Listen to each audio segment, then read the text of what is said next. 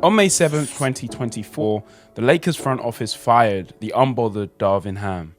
After a healthy search in a lackluster coaching market, they finally made a decision to hire a podcaster by the name of JJ Redick. Fast forward to the beginning of the 2024 season, and the Lakers have got off to the best start in 6 years. No one would have thought that their new schemes and style of play would come from a podcaster, especially one with no NBA coaching experience. But that's not the whole truth. Let me tell you a bit more about JJ Redick. This is how a podcast changed his life. Hi, my name is Rotimi. I love basketball. I love to talk basketball, and I hope one day you'll share that same love for basketball as I. Born June 24th, 1984, JJ Redick became part of an already competitive family and found himself in sports at an early age. He would play basketball for hours in the driveway, and his love was quickly sparked from his years of watching Duke in the 90s, led by Christian Laettner. Going into high school, he knew that basketball was where he wanted to put his time. In his freshman year, he made the team, and he averaged 18 points per game as a freshman. He had a pretty jump shot that was clearly perfected from all those years shooting in the driveway, and his confidence was unmatched. This didn't go unnoticed during the summer.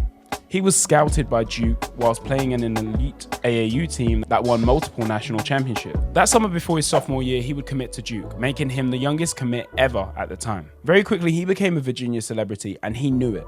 He would start packing out gyms, and fast forward to his senior year, in high school, they would find themselves in the finals. That season, he was told to rest because of an injury to his foot, but he ignored the advice. In the championship game, pretty much on one leg, he would score 43 points for Virginia High and bring home their state championship. Suddenly his name was amongst Amari Stoudemire and Carmelo Anthony, after he found himself in the McDonald's All-American game and went on to win the MVP. But his glory would quickly change because in college, he would become a villain. Duke University has a reputation for their success, and with that comes a lot of hate. He was a good player for them in his first 2 years, becoming the player they go to if they needed a big shot. After his sophomore year though, he would admit that he wasn't quite focused on basketball. His focus was on partying and having fun. He would average 16 points on 40% shooting from the three-point line and 95% from the free throw line. Despite being a player for Duke, everybody loved him. He was the talk of campus and he became the talk of college sports. But that would all change. During his sophomore season, they would lose in the Final Four, and he had a decision to make whether or not he was going to maximize his potential. He led Duke in scoring that year with 21.8 points per game. He was also ACC Player of the Year. JJ was balling out and people didn't like it. During his last 2 years in college, he would receive an overwhelming amount of hate, comments about his life, and even ugly comments about his sister. He mentioned the hate was so bad he even considered quitting that year. He had become the most hated basketball player in America, but that didn't stop him. And in his final year, he broke the record for the most three-pointers in a season, averaging 26.8 points per game. That final season, he was ACC Player of the Year again and finished as the MVP. And to end his college career, he would declare for the draft. As a 6'4" unathletic guard, many thought even if he got drafted, he would be a bust. Just like I'll become a bust if you don't subscribe and help me get to 10K. There wasn't really space for a high three-point shooting threat in the league at this time. Also, his defense or his on-ball skills weren't particularly striking. That being said, in 2006, he was selected 11th overall by the Orlando Magic. The Orlando Magic select JJ Redick from Duke University. Orlando were an upcoming team with the rising star of Dwight Howard. Ideally, a shooter like JJ Redick would complement him. Well, in those 3 years, he did look like a bust. He would play 140 games, start 5, and average about 14.4 minutes a game. It wasn't really until year 5 that his role as a spacer was really being cemented, and he was still far from actually being utilized in the best way. At this point in his career, he was averaging 25 minutes per game, and he was averaging about double-digit points. But in 2013, JJ would get traded mid-season, despite averaging a career high of 15 points for the Magic at the time. Dwight Howard had left, and he wasn't part of their rebuild plan. He would get traded to the Milwaukee Bucks, but after 28 games, he would get traded again, finding himself on the LA Clippers, a team that many thought would win a championship. For the first time in his career, he had become a starter. He had a coach that believed in him, and he started to build the foundation for becoming one of the best shooters of all time. They would have him ripping off screens at full speed and shooting threes off the catch, and it was a guaranteed bucket if he was open. He was key for the Clippers, opening up the floor for both Blake and DeAndre Jordan to operate. He added another option for Chris Paul to utilize on offense. More importantly, during the 2015-16 season, he would lead the league in three-point percentage at 47%. This was the same year Steph Curry was on a tear and would win MVP. It was by no coincidence that during his time with the Clippers that Steph's three-point influence would take place. Many won't say it, but he is partly responsible for the NBA three-point boom. After the Clippers, he would find himself on the Sixers, where he would have his best season averaging 18 points per game. He would run the same actions off screens and handoffs just to get open shots, and maybe sometimes would get a cut. But his 2 seasons in Philly would be his last meaningful seasons as a competitor.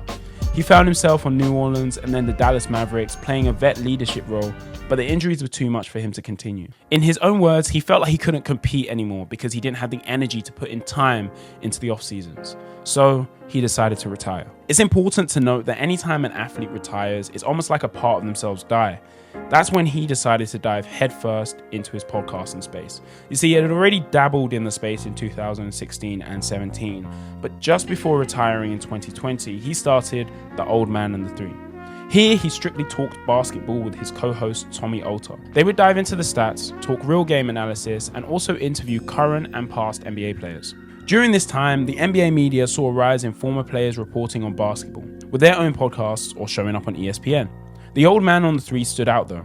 His perspective on basketball was fresh for all fans, and every now and then he would earn a spot on ESPN First Take. Here he would decide to put every other analyst in their place. He would remind them that he played, they didn't. He would also remind them that they had no idea what they were talking about, and he would call them out on their bullshit. On his podcast, every now and then he would express how he missed the game, traveling around with the team. He would even mention how he missed the feeling of camaraderie. And when he was asked about if he wanted to coach, he would simply say he just enjoyed coaching his kids. Coaching in the NBA seemed like a distant future, especially because he had no real experience. Until in 2023, the Charlotte Hornets were rumored to have met with Redick about a coaching opportunity, but the job for the head coach fell through and they found someone else.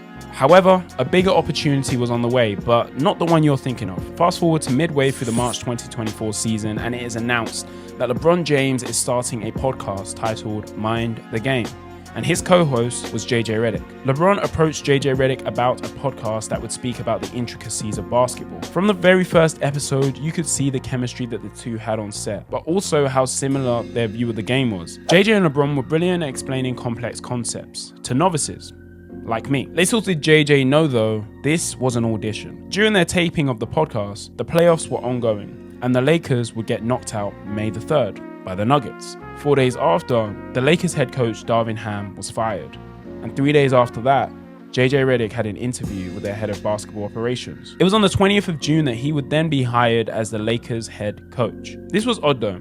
Not only did he have no NBA coaching experience, but it was the Lakers, the biggest franchise in NBA history.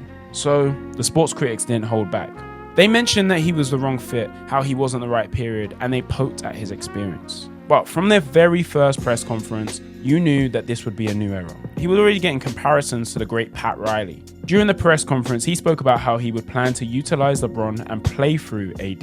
He wanted to create a culture of development, which were all yet to be seen for the Lakers. Furthermore, during media day, when players were asked about their coach, they expressed how he had clear defined roles for them. He had a plan for each and every one of them and how they were going to contribute to winning. During preseason though, although their success is actually kind of difficult to measure, you could see that they were playing a whole new brand of basketball. He had introduced more cuts and more screens into the game in an effort to play more dynamic basketball. And as we have already seen, it has already translated to the beginning of the season. The Lakers have started with a bang, beating the Timberwolves, Suns, and Kings, whilst AD looked like the MVP. The Lakers are playing with a sense of purpose and energy. That wasn't present last year. They look like one of the best teams in the league. And for someone with no NBA coaching experience, JJ is clearly doing a great job. But I do wonder if they can stand the test of time. 82 games is a long season. Thank you very much for getting to the end. I want to hear your thoughts down below on what you think the Lakers are going to do, if there are any teams that you think are worth making a video about. But also, big thumbs up if you did enjoy this video. And until next time.